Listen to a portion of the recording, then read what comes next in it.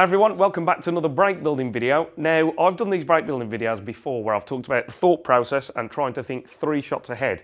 As always, remember, if you do enjoy this video, remember to give it a like, and if you're new to the channel, please consider subscribing.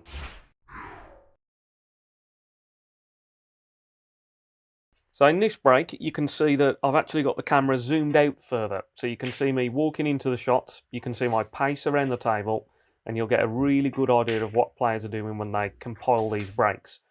Now that first red, I was pretty straight on that red, and I can just leave myself straight on the black like I have done, and I immediately want to move this red that's closest to my bridge hand now. That's blocking the black going into this bottom left-hand corner pocket.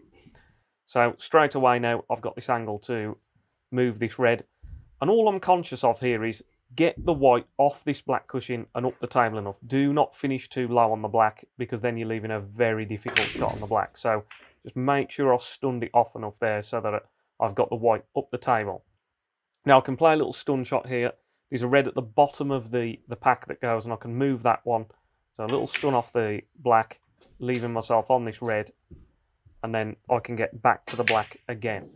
So you can see every single time I've got a shot here, I'm standing behind the shot, walking into it properly, doing my feathers, keeping very still until I see that the ball has gone into the pocket, and then I'll get up and move to the next shot. So you see me behind each shot, little step in, and then you go down to play the shot.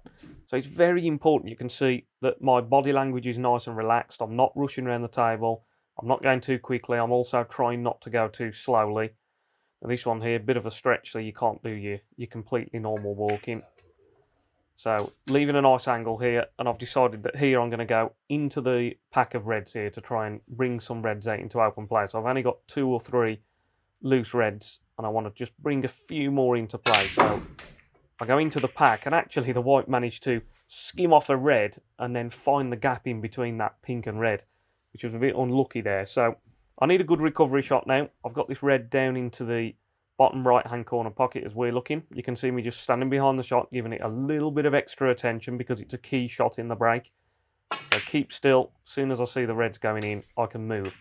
So on that shot, you just saw me give it just a bit of extra care because that was the recovery. That one got me back into prime position. Now you can see me here just looking at the reds, again, taking my time. And I've decided that if I bring the white down towards the right side of the table, I've got choice of 2 or 3 reds. If I come a bit further, I've got one to the furthest to the right as we're looking, or I've got ones to the left corner. So I've got 2 reds I could land to the left corner, and then if the white came even further, I've got a 3rd one.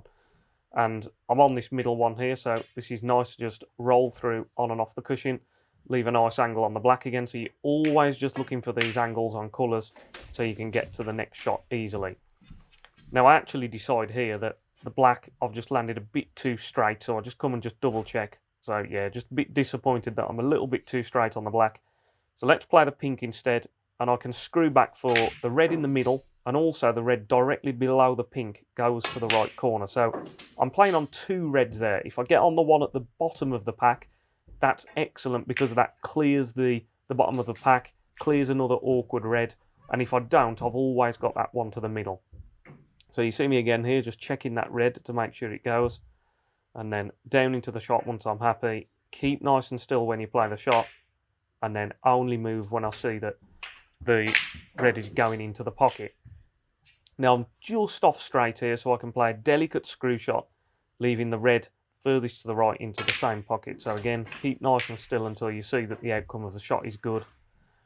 And then you'll see, again, not rushing with my walk-in and pre-shot routine, standing behind the shot, walk into the shot, and now I'm playing a precise shot to get just low on the black so I can play a split into that remaining bunch of reds. So I'm just going into the bunch of reds now because there's 2 reds loose, so I can land on one of those and I can land on one of the ones in that bunch. And I'm pretty happy there. They've opened really nicely and actually been a little bit unlucky in terms of not landing very good on any of the reds. Again, can you see the way I'm taking my time here, not rushing? I'm having a look at all the options, and then I decide the best option is to pop this red here. Just nothing to do with the white, natural ball, and it will bounce off and leave that pink to the middle. Again, just being a bit careful here. I'm going to play a cannon on the red next to the pink. But I'm just careful because I want to play a slow cannon onto that red. If I hit that red really hard with the white, I would knock that red safe. So I was just very careful there to make sure that I'd got that slow controlled cannon and I wasn't sending the red anywhere near a cushion, which would make it difficult to pop. Now I'm nicely on the red here, and this red, I actually run the white round the corner. And the reason I do that is because if I just drop it in, I'm just a bit further away from the black, whereas you can see that there, by running it round the corner, I leave myself closer to the black, and you're always trying to do that if you can. Now this shot here, I'm playing a cannon on the pink. If I cannon the pink, I'm leaving myself on 3 or 4 reds. So that's what I'm trying to do because it's just blocking those reds going into the bottom right pocket. And as you can see, I got into it slightly too much, and I'm going to have to take this other reserve red here. But that's why I had a go at playing the cannon on the pink. You're always leaving yourself backup options if you don't get the exact shot that you're playing each time. So I managed to pop that red, leave a nice angle on the black. Now again, I actually have a go here at landing on the red. So the two together to the bottom right of the pink, the lowest one of those two, I'm actually trying to get onto that red, knowing that if I don't land on it, I've got the red to the left middle.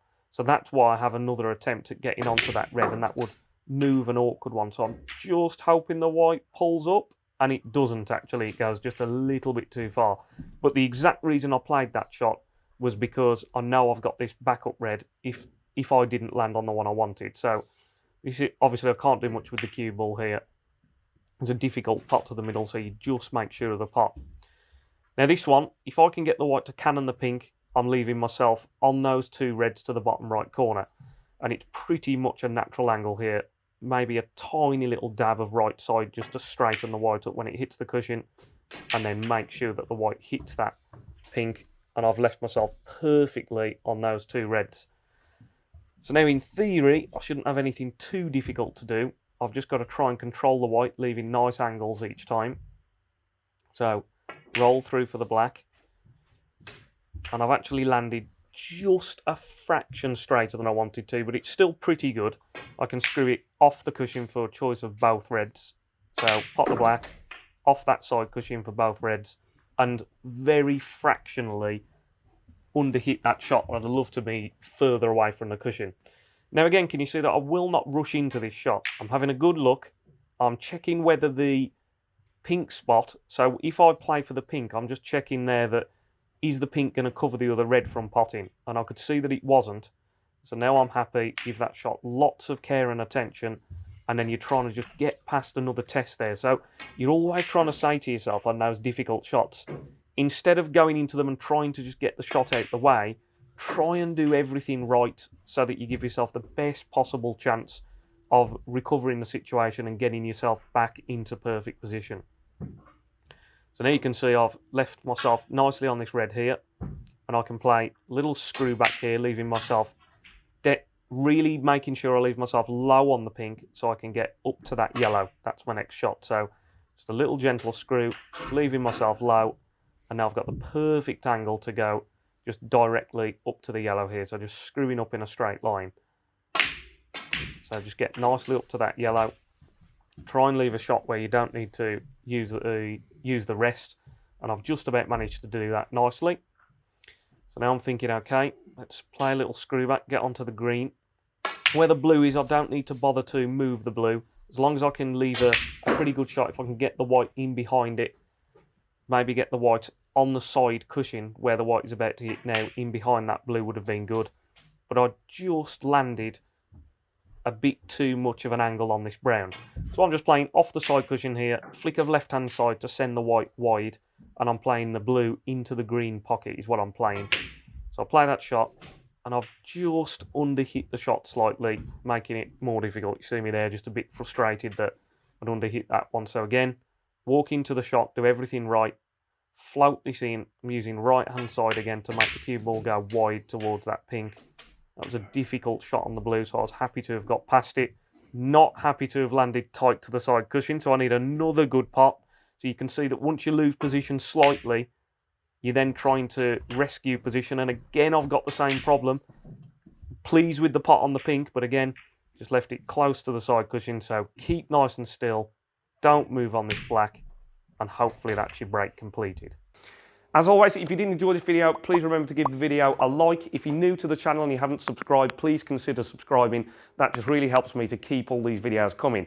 If anyone's interested in any personal one-to-one training sessions, I'm working on this very table, helping players to improve their game all the time. I'm doing things like I've done just in this video here, where I'm talking about break building and shot selection.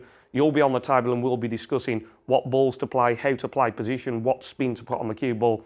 So if anyone's interested in that, please get in touch with me and I'd love to help you with your game. And as always, I'll catch you in the next one. Cheers.